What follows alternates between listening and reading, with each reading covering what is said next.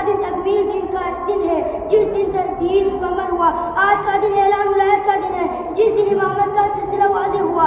آج کا دن اخوت کا دن ہے، جس دن پیغمبر اکرم صلی اللہ علیہ وسلم نے مسلمانوں کے درمیان اخوت اور بھائی چارگی قائم کی۔ عید غدیر میں اتحاد، محبت، اہل بیت اور حق پر قائم رہنے کا درس دیتی ہے۔ آئیے آج کا دن ہم یہ کریں کہ ہم اپنے کردار سے ثابت کریں گے کہ ہم واقعی علی کے ماننے والے ہیں۔ تو ہماری دعا ہے کہ پروردگار